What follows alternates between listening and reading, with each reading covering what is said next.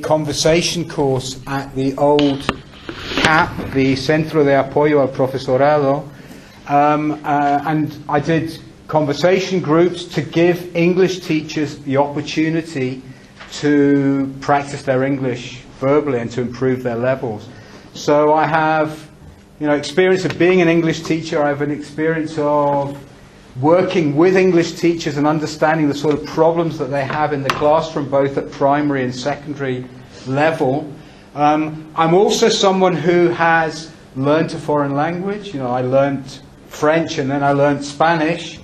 And then I met my match when I started learning Euskera Basque, which I'm still in the process of learning 15 years later. So I can see, I have seen from a professional point of view. You are a parent as well. I was just going to come to that. I have seen from a professional point of view the difficulties and the joys of language learning and language teaching. And on top of that, I am the father of two boys. One of them's now grown up, who are multilingual, because I've always spoken English to them at home and they speak English to me. And they've always spoken Spanish at home with their mum, and they have both gone through the Basque medium education system here through the Modelo D, so they speak Basque as well. That's the experience of multilingualism is another very interesting phenomenon that I'd like to include in my talk today.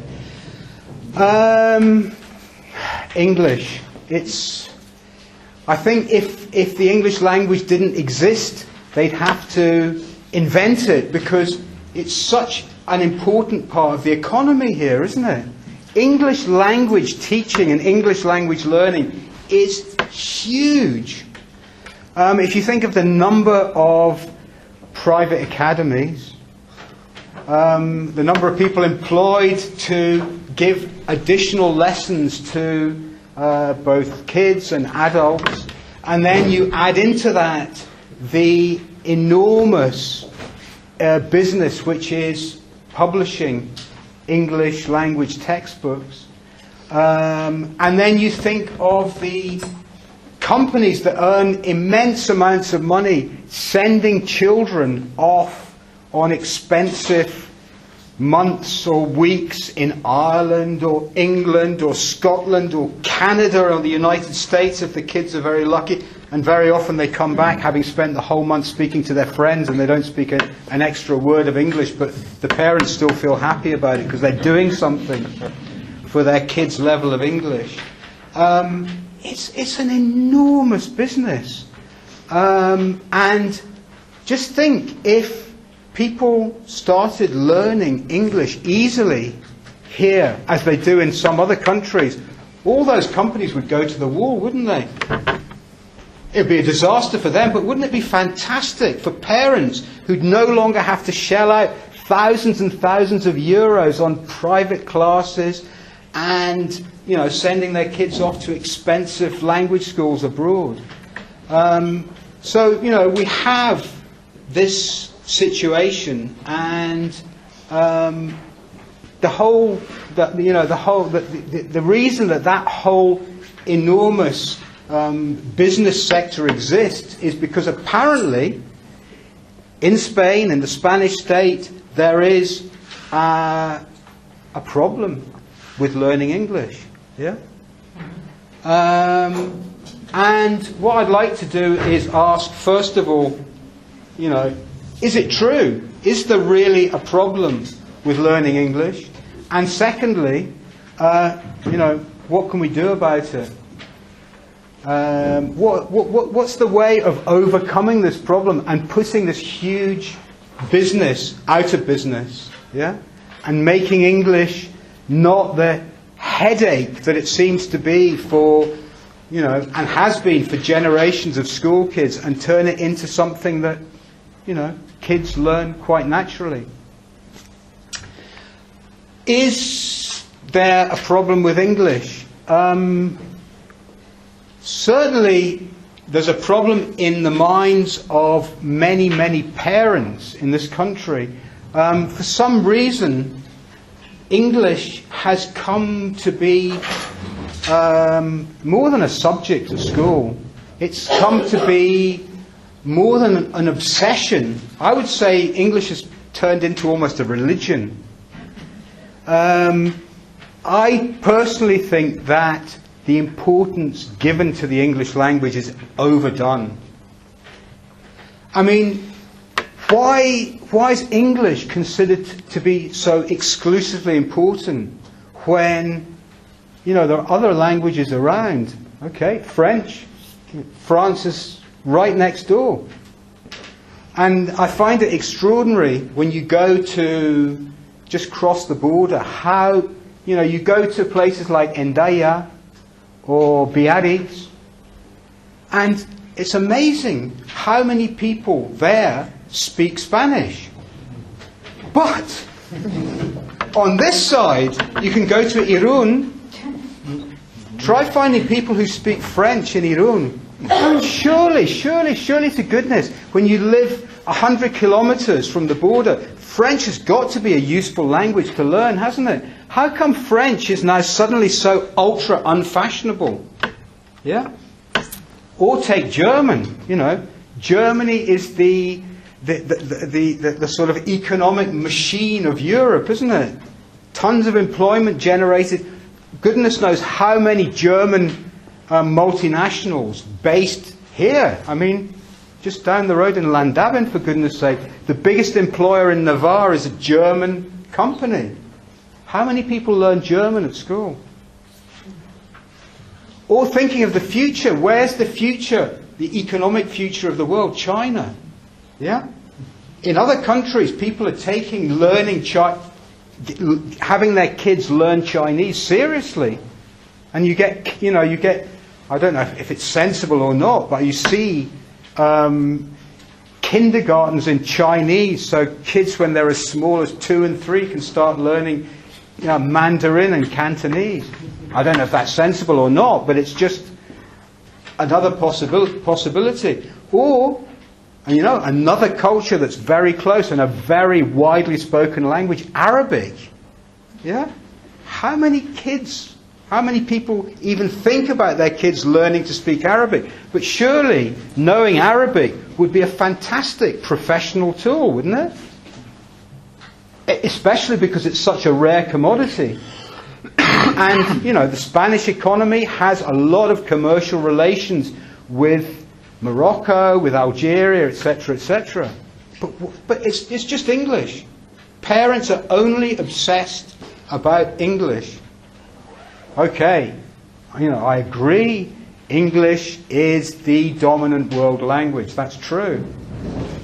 And it's very useful for traveling. And undoubtedly it's a useful professional tool. And, many jobs require English. But how many jobs don't require English? How many jobs really require English? Of all the thousands of people that leave school at the end of every academic year, how many of them go into jobs where English isn't required at all? And yet, our poor kids have to, in many cases, suffer English, because that's what they do, from the age of 4, or even in some cases the age of 2 or 3, they have English crammed into them because it's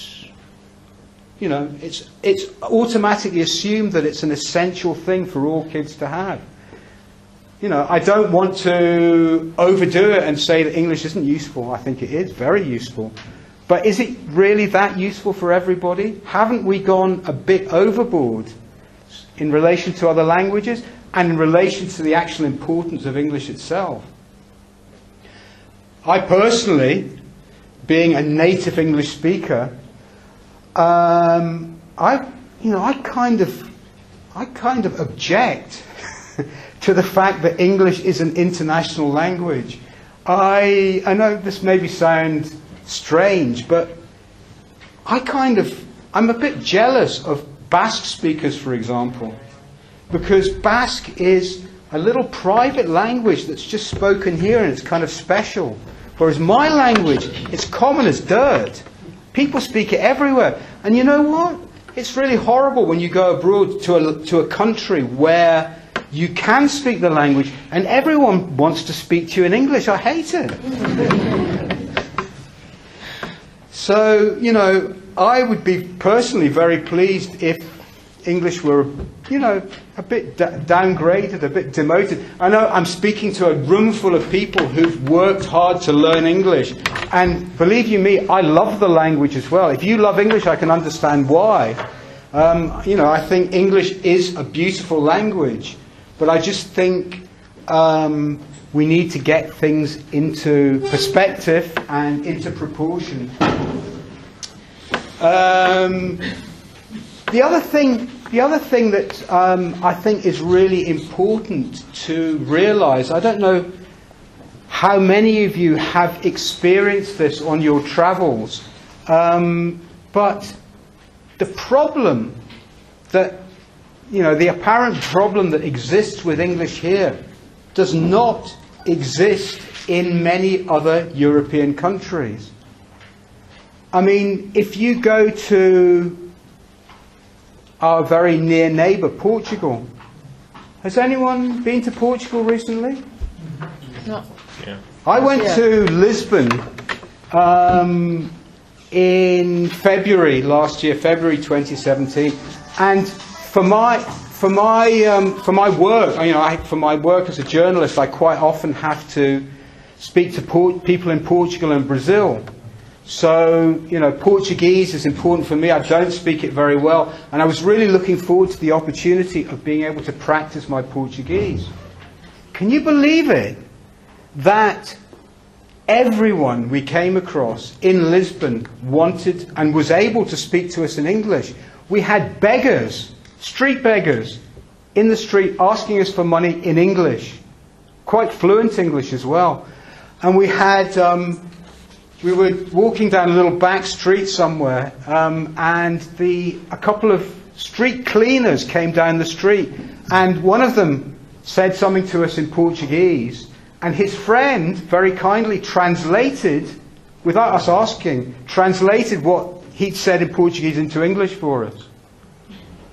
I mean, the level of English in Portugal is outstanding. Do you know that they watch the TV, the kids watch cartoons in English? Well, so they get English from there like that. That's right. That's it.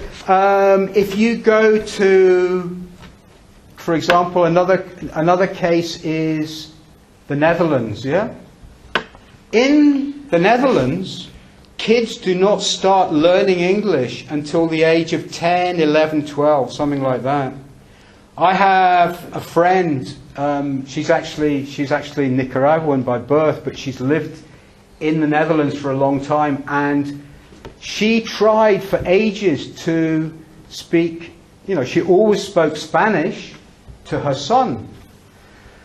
And her son and her daughter, who are obviously, you know, half Nicaraguan, so Spanish is part of their cultural heritage.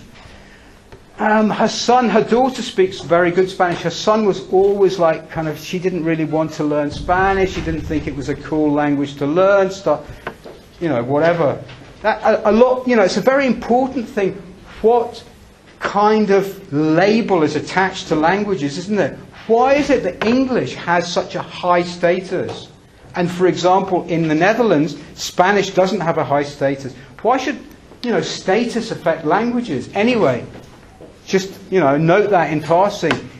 So he got to the age of 10 or 11 when he started learning English in school. By 14, when we went to visit him for the last time, he'd been learning English in school for like 2 years. His English was absolutely fluent. And he could hardly speak to us in Spanish. And he said, you know, he told us, everyone in his school speaks English. No problem. It's just assumed. If you go to Eastern Europe, I don't know if any of you have noticed that Eastern European football players, you know, people from Croatia, Serbia and stuff like that. They come over here and they play for teams in the Spanish league, yeah? I don't know if you've noticed that by the time they've been here for about 3 weeks, they speak absolutely fluent Spanish. It's just amazing, isn't it? And the absolute polar opposite of that is English or Welsh or Scottish players that come over here, or managers. Do you remember John Toshak? Does anyone follow football here? There was a very famous manager. He managed Real Sociedad, Real Madrid, and a number of other teams. He was over here for years. He must have been here for like 20 years. And after 20 years, he couldn't speak Spanish. So there's definitely one place that has an even bigger problem with learning foreign languages than Spain, and that is Great Britain. But the advantage that people in Great Britain have, they can get away with being lazy because everyone else has to make the big effort to learn English, and they know that. My wife at one time was a teacher of Spanish and French in a school in London, and her kids used to say to her, "Miss, we don't need to learn to speak Spanish because everyone has to learn to speak English." And you know, they're right. They can get away with it. No, it's a terrible. I think it impoverishes British society enormously that there are so few speakers of foreign languages. Because when you speak a foreign language, it opens the windows onto another culture, doesn't it? You can understand the world with different eyes when you speak a different language. When you have access to the literature, the films, the culture of different countries. You know, the 95% of British people who don't speak any foreign languages at all just don't have that opportunity, that ability. And that's, you know, a terrible impoverishment. So, you know, other countries, apart from Britain, don't have this problem. So, you know, why is there such a problem here? Why do kids find it so difficult to learn English? Is it because the kids are less intelligent? No. Is it because the teachers are no good? Definitely not. I don't think English teachers in Portugal are kind of fantastic while they're no good here. That's not the explanation. I'd say it's something else. Self-awareness of the ridicule or something that we have. Yeah, but I agree with that. There is a terrible fear of ridicule, but it all comes from, in my opinion, it's all the fault of Francisco Franco. Because he introduced dubbing in the cinema, and dubbing is the great enemy of language learning. Franco apparently introduced dubbing because it was an excellent way of censoring films. If you dub a film, you can change what the original actor said anytime you like, don't you? Their lips are going like that, and another actor saying something in Spanish. Well, you know, apart from the fact that to me it's an artistic crime, you know, at least 70% of the actor's ability is the way that actor, he or she speaks, isn't it? When you're listening to films that are dubbed, you're not appreciating the skill of the actor. You're listening to someone in Madrid who does about 75 different voices. And, you know, you're not really appreciating the whole quality of the film. But, you know, Franco didn't do it for artistic reasons, although I wouldn't be surprised if he had. He did it because it was a way of censoring films. So, for example, you know, one of the early films that came out in the earliest times of Franco's dubbing, I know that Casablanca, for example, which had, you know, an inherent criticism of the Nazis and stuff like that, the message in Casablanca was changed in the dubbed version. Clever move by Franco, but an absolute disaster because generations of people here have got used to watching dubbed films. Whereas, you know, in Portugal, in the Netherlands, in the majority of other countries, foreign films are always shown in the original version with subtitles. And, you know, it wouldn't cost anything at all if someone were just to say, right, we're going to ban dubbing. Instead of spending money on doing other things, why not just end dubbing? You know, it improves films enormously. I watch a film in Chinese. Obviously, I can't understand a word that the Chinese actors are saying, but I want to hear what Chinese sounds like. I mean, for me, those actors sound ridiculous speaking Spanish. You don't find that, maybe because you know, be used to seeing dubbed films all your life. But you know, if you start watching films with subtitles, I think you get used to it, and then, you know, it's just second nature. And you know, and the extraordinary thing about the kind of obsession with dubbing here is that it's very difficult on Spanish television to hear not just English but the other languages in the peninsula. So, for example, you know, okay, with Basque, with Euskera, obviously people aren't going to be able to understand it. But why on earth is Galician, Gallego, or Catalan dubbed? Why do we have to listen to the voice of an actor when someone is speaking Catalan?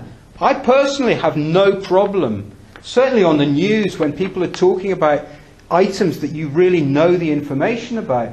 I don't have any problem understanding Catalan at all. I've never studied it. And if people got used to hearing Catalan and Gallego on the television and adapting their ear to understanding, you know, a language which is very similar to Spanish but slightly different, it would help all their language skills. Why does everything have to be turned into Spanish? I'm sure that is the core of the problem. And because people are so insulated against the danger of hearing something different that might be a little bit difficult, that's why we get that attitude of people are frightened of hacer el ridículo in class. So you get people in language classes. If someone tries to speak English with a good accent, let's say, trying to pronounce the English as well as possible, what's the reaction of the classmates? Mockery.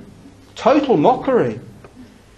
Do you remember the famous incident with Ana Botella and the café con leche? I didn't actually, I mean, I'm not a fan of Ana Botella, goodness me, I don't like Ana Botella, but I felt that was really unfair. I mean, okay, her English wasn't great, but the use of café con leche in that context, that was fine for me. But there's a kind of instinct here to laugh at people who make the effort to speak a foreign language. It's a defensive reaction. It's a kind of inferiority complex, and if anyone tries to make the effort to speak another language, ha ha ha ha, and it's something else that I've noticed that, you know, it's still considered funny on comedy programs, on the radio, on the television, to put on a silly foreign accent, you know, like Chinese, he speak like this, you know, that kind of thing. And that kind of, people stopped laughing at that in other countries about 40 years ago, because, you know, it's part of that same reaction to foreign languages. Are, you know, people who speak, la gente que no habla cristiano, they're a bit weird, ha ha ha, you know, just kind of laugh at them. And I'm convinced that that is the problem with language learning. And it doesn't just affect, obviously just doesn't affect English. it affects the learning of all languages because people are not exposed to the sounds of other languages. Obviously, you know, the people here, you people sitting in the room today, you're the exception to the rule. But the majority of people who have this problem with learning languages because they're not exposed to them, or they haven't been in the past. So, what can be done about it? You know, as I mentioned earlier on, the cheapest, easiest thing is to ban dubbing, but I'm sure there'd be a huge reaction against it because so many people, you know, have grown up with dubbing, and you know, it's just become second nature. I think people can't adapt to the idea of, certainly people of an older generation can't adapt to the idea of subtitles. So it's going to be a difficult one. I don't know how that can be done. What else can be done about it? I certainly do not agree with the efforts by certain regional governments to introduce so-called bilingual educational models, because I don't think you can work an English bilingual education system in the way, for example, that you can do a bilingual education system with Catalan and Spanish in Catalonia, or with Basque and Spanish here. Why can't it work here? Very, very straightforwardly, because there aren't enough English teachers with the capacity to give the education syllabus in English. I mean, you could have, you know, bilingual in English could work, but only in a few elite schools. And they do exist. I mean, I'm sure if you've got the money, you can send your children to a real bilingual school in Madrid or whatever, and yes, your kids will come out speaking fluent English. But to try and apply that across the whole public education system is a nonsense, because the government does not have, you know, a factory, a sausage factory where they can churn out English teachers. And it's simply, you know, for me, it is a con-trick. The parents who are told that their kids are going to come out of the bilingual system that they have introduced here, speaking English in the same way that kids who go to the Modelo D come out speaking Basque, is a lie. It's just not going to happen, because it's not an immersion system. If you put kids in at the age of 3, as happens in Modelo D, and the kids are learning the whole time in Basque, and all the teachers speak to them in Basque, then they learn it. But what happens, I mean, I know this from my own experience. My kids, you know, I was an English teacher, so I had an advantage, and I knew the importance of persistence. So I only spoke to my kids in English at home. They never heard me speaking anything but English. I also had the advantage that my wife speaks English, so there was no problem of misunderstanding. But that, you know, just because your native language, if you're living outside your native country and you want to pass your language on to your kids, it's not so straightforward. Because kids are not stupid. If kids, you know, kids at the age of 1, 2, 3, 4, obviously, physiologically, their hearing is very acute. Nature has prepared them to learn languages. So, you know, young kids, and even up to, you know, the teenage years, kids find it much easier to learn languages because they're hearing very well, yeah? So kids do have the capacity to learn 2, 3, 4, 5 languages easily, but only in certain circumstances.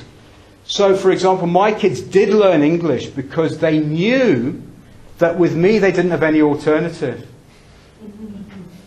and they learn English, and they speak English with a native accent as well, because they just learned from me. But I have friends who have not, for one reason or other, have not had the same persistence as me, and their kids haven't learned English. It's not automatic.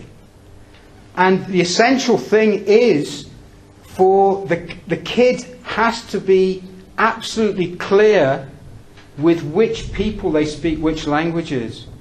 And this happens in Modelo D, because the whole centre is Basque speaking. The kids know automatically when they're in that context, they speak Basque. In the playground they don't speak Basque, in the square they don't speak Basque, at home, etc. But in school, that is a coto reservado, a place, a context where they speak that language. Yeah? With pi, til, stuff like that, it's not the same. Because you're having kids that, okay, even if they're learning English from the age of 3 and 4, and they get taught history in English, the centre, the school, is not a place where English is spoken. So the kids don't have that idea that, right, I'm in school, I speak English here. That's why the immersion model works, and this kind of neither one thing nor the other thing doesn't work. Okay, some kids are naturally better at languages than others. Some kids have a natural gift for learning languages, and perhaps if they go to bilingual schools, their English level will improve. But there are other kids who aren't so good, and I know from personal experience, because a friend of mine has a private class with a kid who has to learn history in English. He's completely lost. Instead of teaching him English, which he's supposed to, my friend has to teach him history because he can't understand what the teacher is saying in his history class.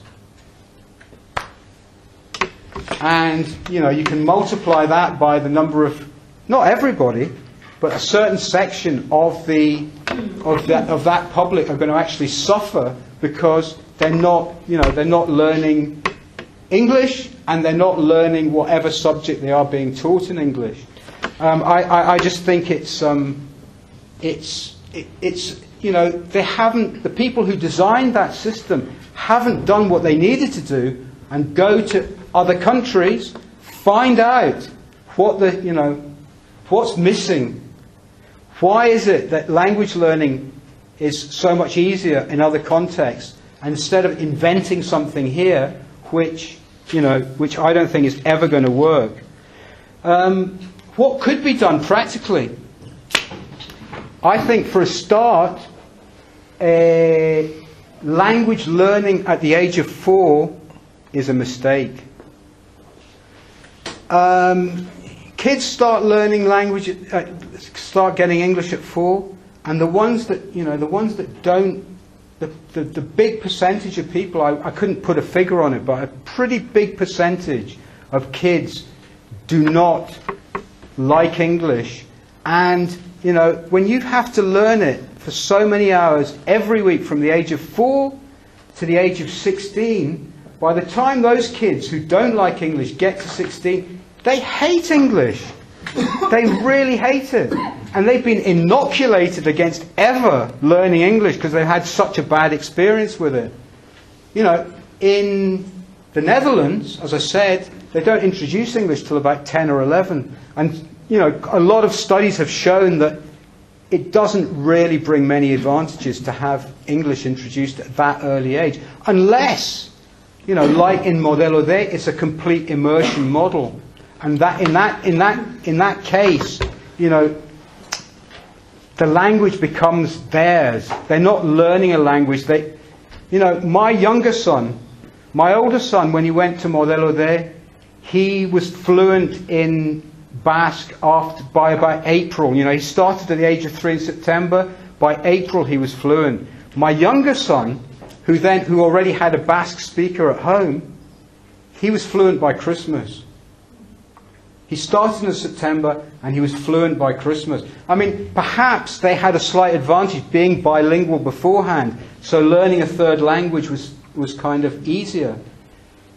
But I mean, you know, that isn't happening in Pi or Til or whatever.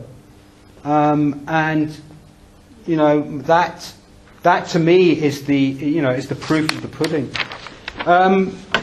What else? I think the other thing that could be done is if you start teaching English at 10 or 11 or 12 or whatever, then you've got more resources to spend on the fewer years that kids are learning English. So they could double the number of teachers at that age. They could cut down class sizes. And the beauty of cutting down class sizes is you can get away from the traditional grammar learning, very boring method, which doesn't really teach people active skills, does it, like talking? If you cut down class sizes, then teachers don't have the problem of discipline. You know, when you've got 30, 35 people in a class, it's very difficult to get the kids talking together because you can't control them. But if you've got smaller classes, then you can use a much more communicative model for the kids to learn, and it's much more user-friendly. Things are changing. Things are moving a bit in that direction from what they were 20, 25 years ago, but it's still complicated because of the size of classes. And the last thing I would say to parents who are concerned about their kids learning English is send them to the existing bilingual schools. Because if your kids already speak 2 languages, when it comes to learning English, a 3rd language, it's going to be easier.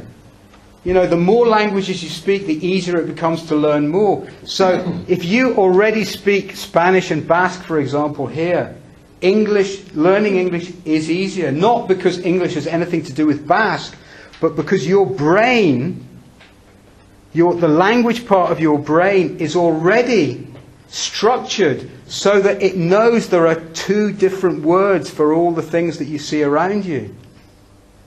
When you're monolingual and you've grown up in a world where there's only 1 word for everything, it's much harder to adapt to and learn a new language. So, the more languages you have, the easier it is to acquire more.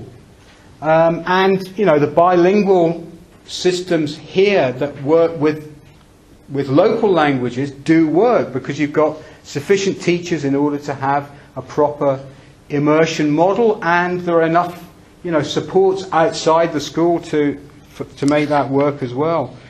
And I think the last thing that I want to point out is that in a way the problem is resolving itself anyway. Do you know why? Because kids now are so tied into their mobile phones and their computers and stuff like that, aren't they? And they're so busy on social media. Now kids, even if they don't do, which I always recommend parents to do, to make sure that their kids watch, with dual television now, you can make sure that your TV's only broadcasting in the original language. That's great.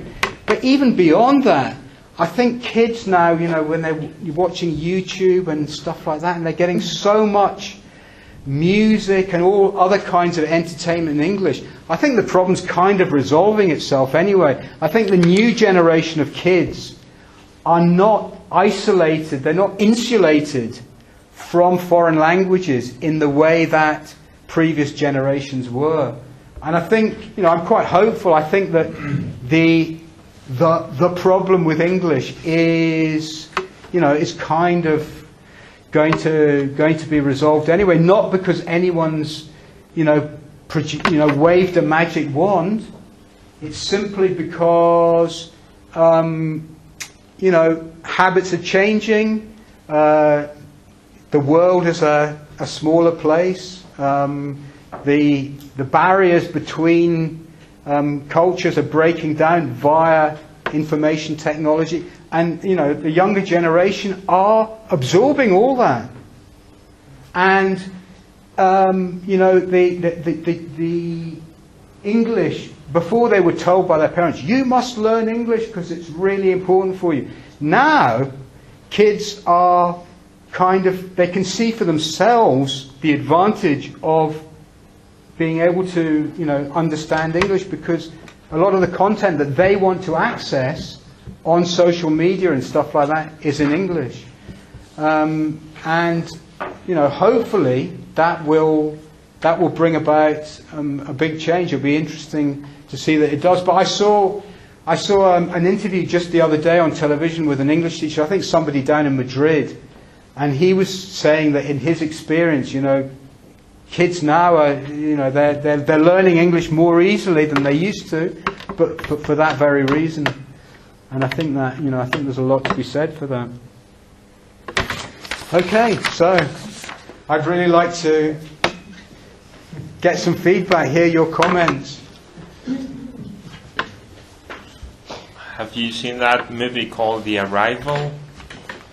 It's about some aliens coming to the Earth, and they start to speak some kind of language, and they send, I don't know how you call it.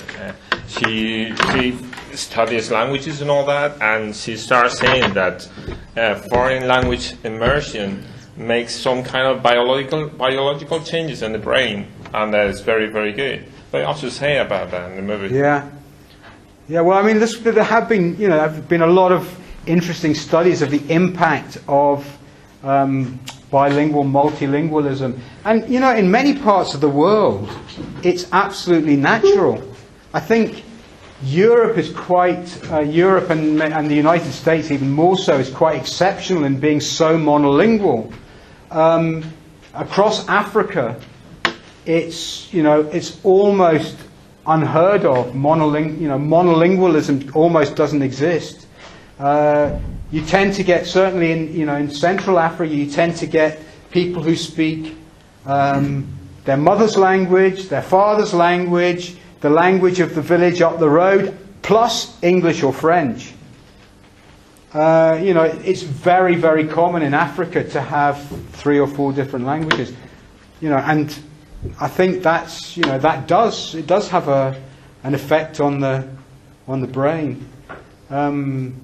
I wonder about having kids who are trilingual. I wonder, how much it's obviously it's a professional advantage, but I wonder, what impact it's had on their brains. Not having had that privilege myself. I'm speaking this video. And for adults, what do you recommend for improve our English? Well, obviously, take what advantages you can, like coming here to listen to it and to speak. Well done for having the bravery to talk. And I was talking to your colleague here, and he was saying that he, uses the radio a lot, and I think that's it's a great tool. Before it was tricky, but now we have the internet with podcasts, and you can download podcasts about all kinds of things. The BBC, have you been to the BBC website? So you can go on there, and Radio 4 is is a station that's all talking. Or if you're interested in music, you can download music programs. Radio 6 has got really good music on it, and the DJs, while they're playing the music in between, they're speaking in English and stuff like that. So, have we got a? Oh yeah, here.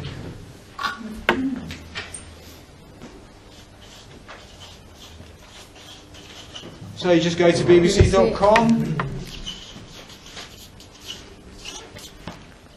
Radio 4 is the one that's nearly all spoken, and Cultural radio. It's.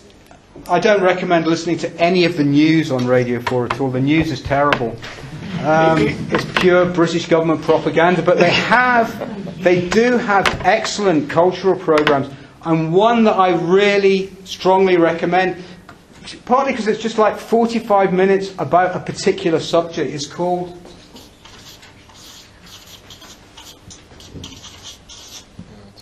In Our Time. They talk about, what they do is they get a group of experts, 3 experts with with the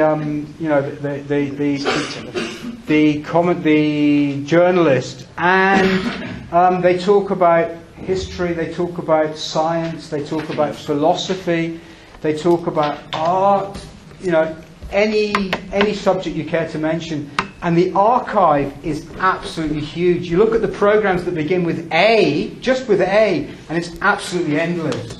I mean, this program has been going on for like 20 years or something. So that's that. And then Radio 6 is nice because it's kind of the music that people who are not 15 or 20 like. Yes. Radio 6. It's pop music, but from the 70s, 80s, 90s, etc. And they have very good DJs on it. It's very pleasant to listen to. So you can just go onto that website, download the podcast, and then when you're on the bus or when you're driving along, whatever, just plug in your USB and listen to the broadcast. It's free, and it's very good quality. That I think listening is good for improving your spoken skills.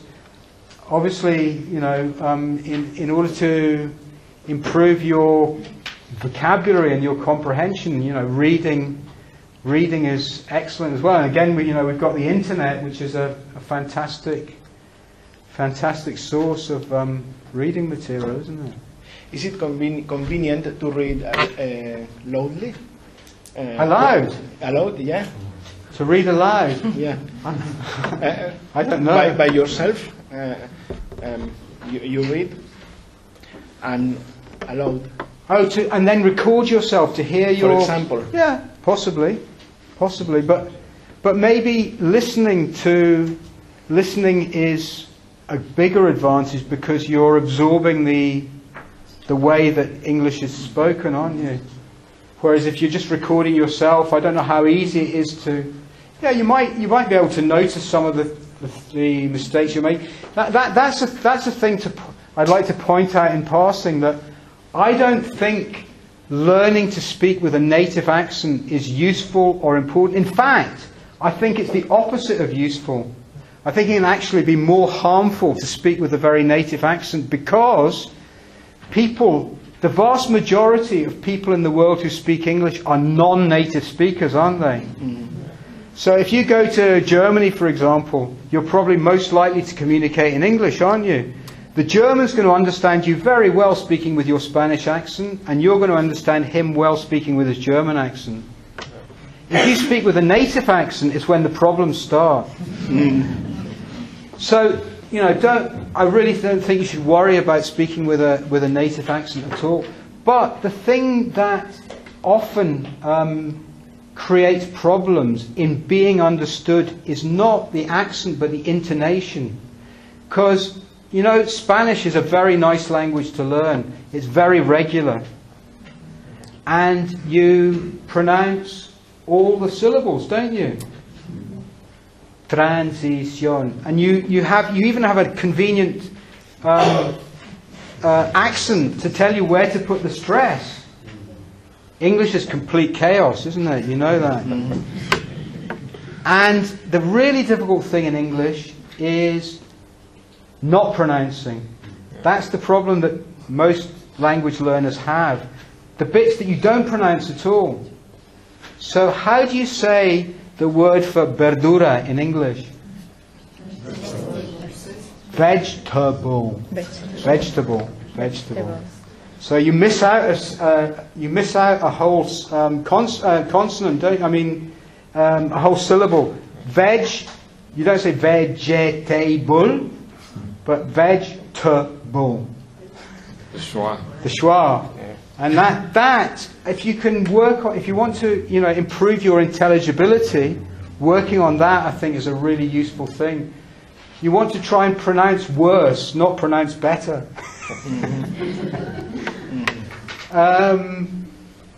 I went to a concert the other day, beautiful concert of early music in No, in Leyre, in the monastery of Leyre. Yes, very nice. And they were singing in Spanish and they were singing in Latin and they sang in English as well. And you know which language I find it hardest to understand? The English. And it's just for that reason, because they were, pronouncing vowels which shouldn't have been there. So, for example, there instead of the. And when you do that, it really makes it difficult to understand. It's curious, but it does. So that's and that listening, I think, is the best way of listening to how English is spoken and trying to copy it is the best thing. What can you say? What can you tell us about learning a third language, for example, Euskera? When you are an adult, for example, when you are in your 40s, in your late 40s. Well, the most important I think about language learning is, this is something that I should have mentioned before, and I think it's really important. Language comes through the heart and not through the brain.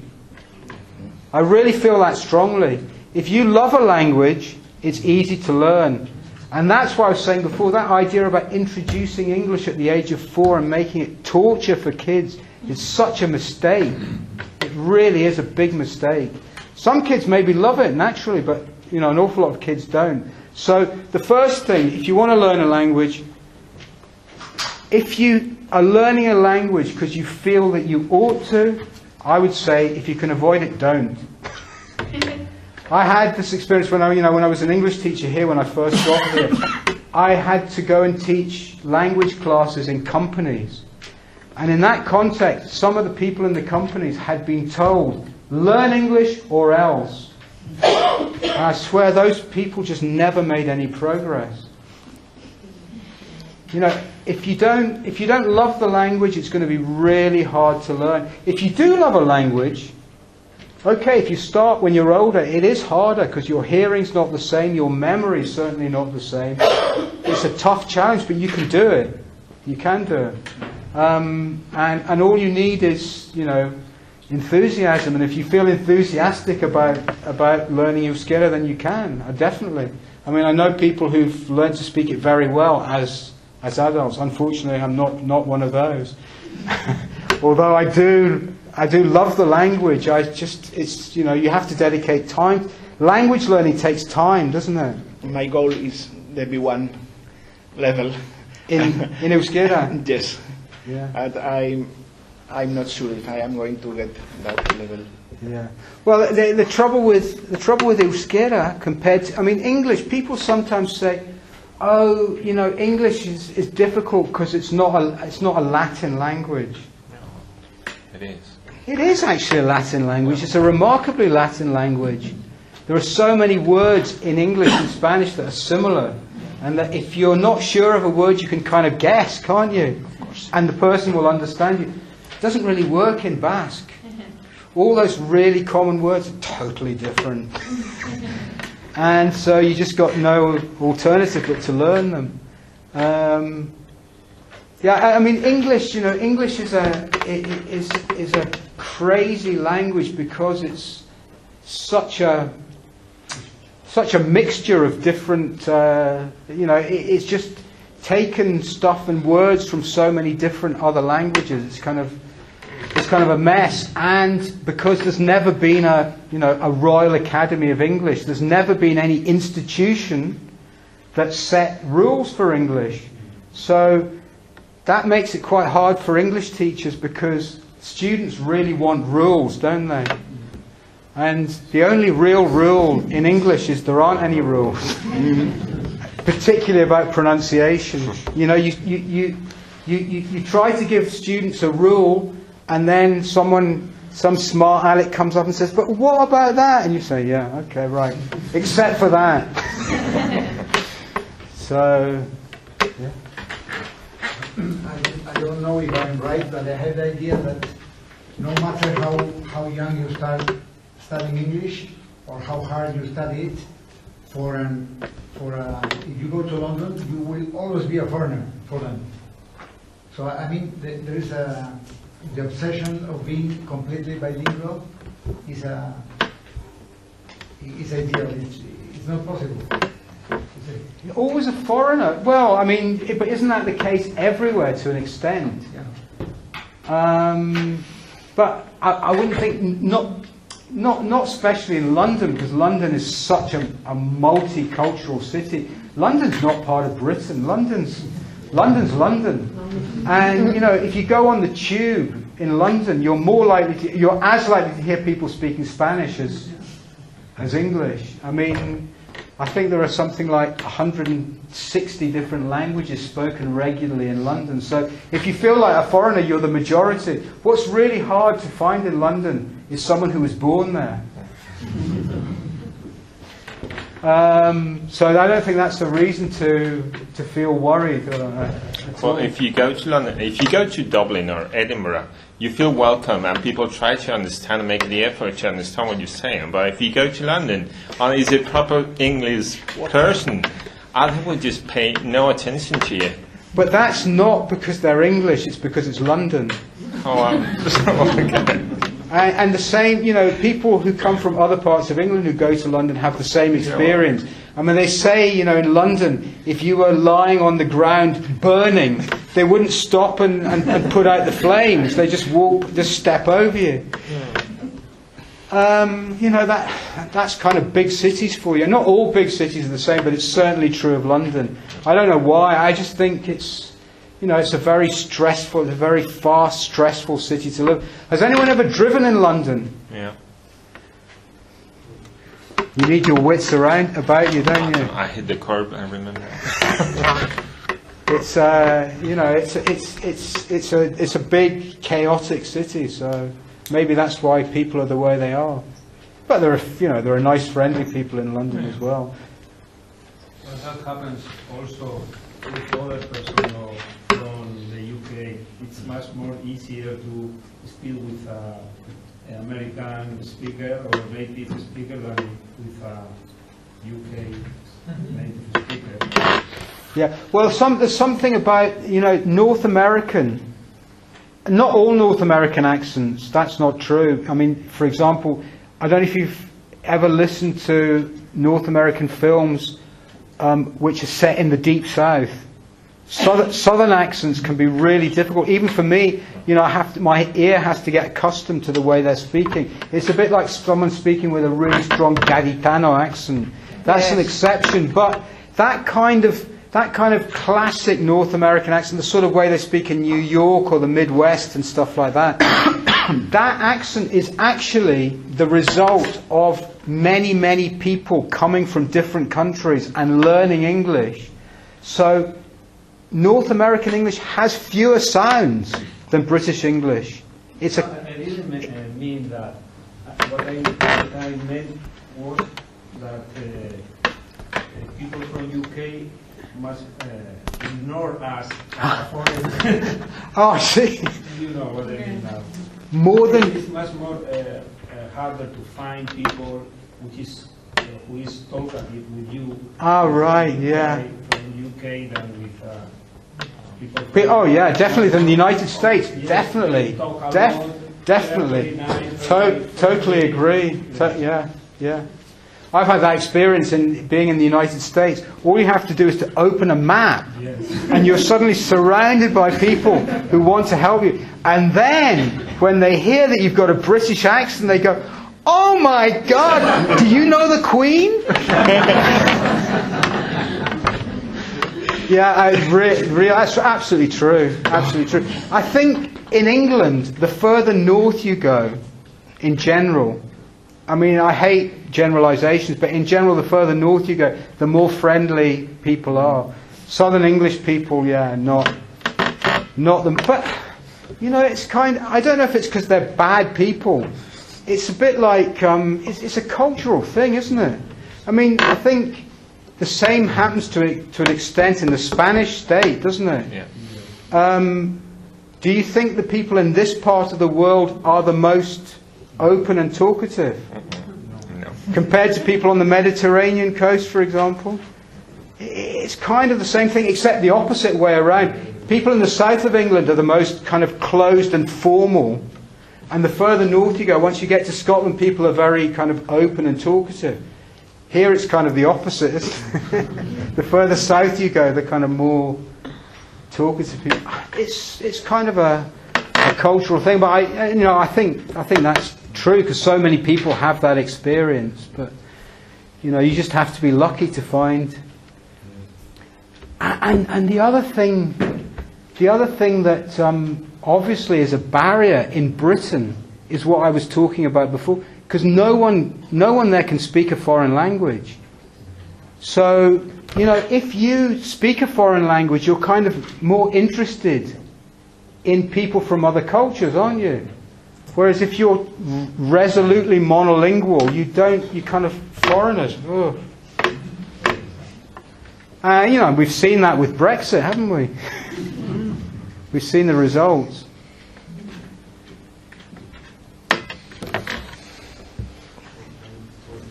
I'm wondering if I came a little late. I missed something of your speech, and I apologize for that. But I will listen to you to say that the most important thing about the barriers Spanish speakers against the English is probably that the films are dubbed. It's a little hard to me to think it's the most important barrier, because I'm going to study English for a lot of years recently when as an adult. I've tried everything you say later, and I tried once and 2 times and a lot of times. But you do speak English. I'm not able to express myself as I think in so many years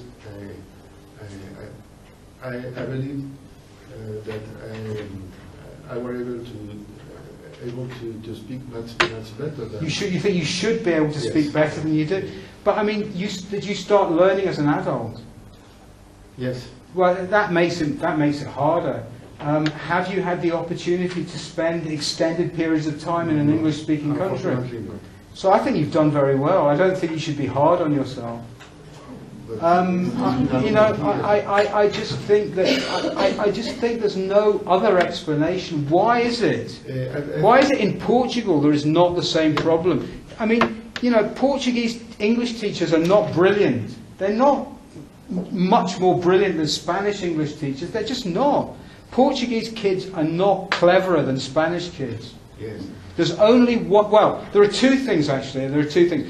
And they're connected. One thing is the dubbing, but the other thing is there is a certain, and let me make this absolutely clear that I'm not pointing the finger, because the most chauvinistic people of all are the British about language.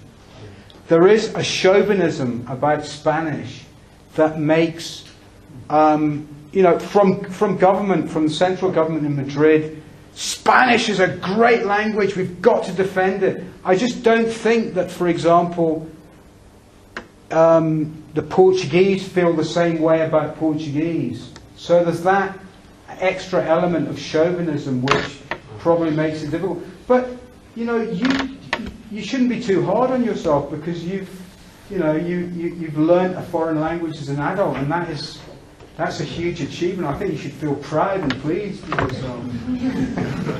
No, probably, I think there's another reason you mentioned before, is the kind of shyness, of kind of afraid of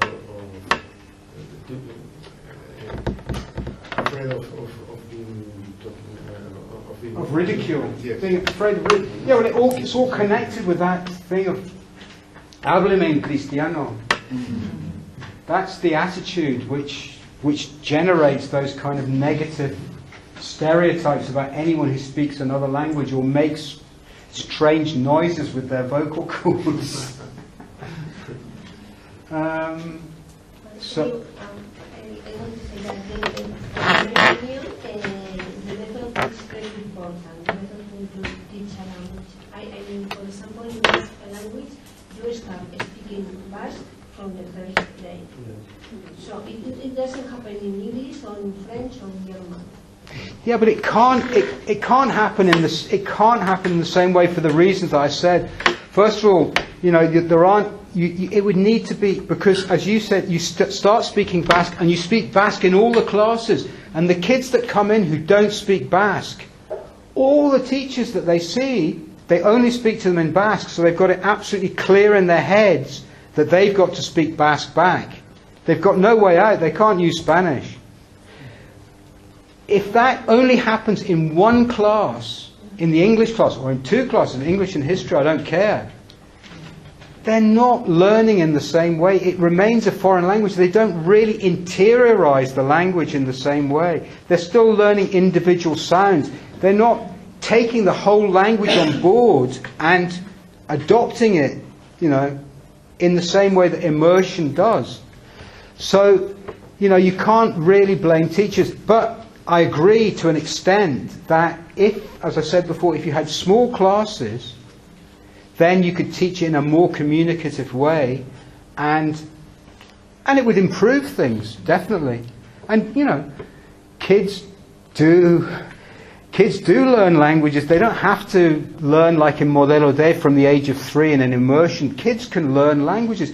Kids are still brilliant at learning languages at the age of 15, 16, 17. That's what I say to parents. If you're really worried about your kids learning English, the best thing you can do is to arrange for them to do, one of those swaps, where they go, and if you send a kid at the age of 15 who's got the basic grammatical grounding in English, if you send that kid to spend the summer holidays 2 months in England, I swear that kid will come back speaking English, or French, or whatever.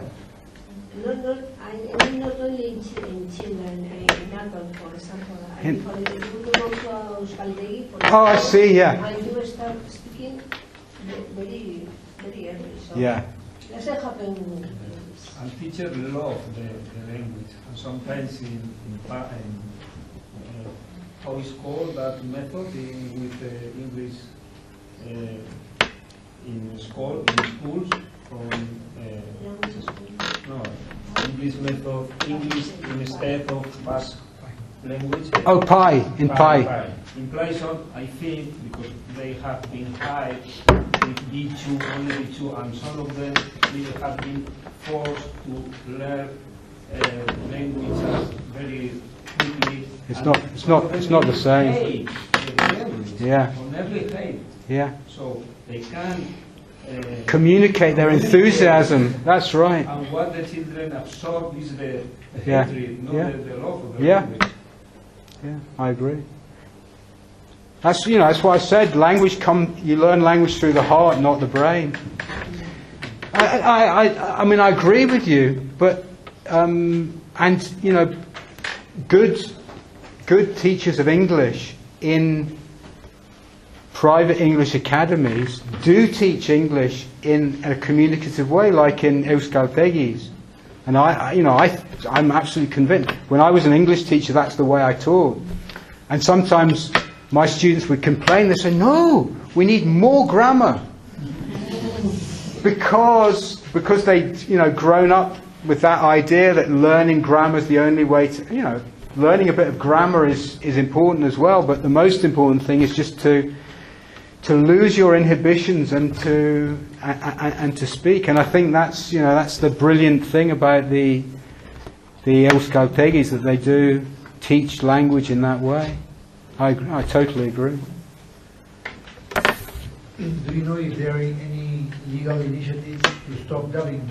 I've heard of them, yeah. I heard, in fact, there was, I don't know if it was Ciudadanos or the PP. There was some debate about it, yeah, in Madrid, but it never got anywhere. The trouble is that, if they did that, they would be threatening two very important sectors. One is the English language sector, which I talked about before, but there's a lot of money in dubbing as well, isn't there? And they're going to fight against that tooth and nail. But I think there's been such a fight over English language has become a really political issue here in Navarre, and I think it's so stupid. It's not a political issue. It's it's a language, for goodness sake, and it trying to force this so-called bilingual method is very expensive as well, because of all the all the extra teachers that are involved. And to me, getting rid of dubbing is something that doesn't cost any money at all, and it's going to take time for the effect to show, but I'm convinced that it will have a big effect. As I say, when I was in Lisbon, it was really hard to find. You had to beg people, say, please speak Portuguese to me.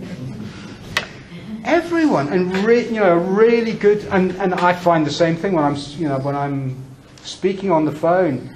The amount of times that I really have to speak Portuguese are very limited, because you say, can we speak in English? I say, yeah, of course.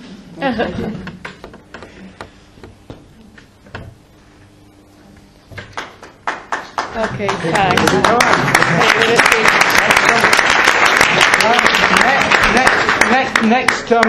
Next month we're going to be talking about something that actually got a brief mention just now, which is Brexit. Okay. Because there seems to be a bit of a question mark about whether Brexit is really going to happen or not. So they left the door open for coming back, right? Sorry? Many people regret having voted. Well, that's what the newspapers say. I don't know. We'll talk about it next month. I hope to see you all back then. Thanks for coming. Thank you.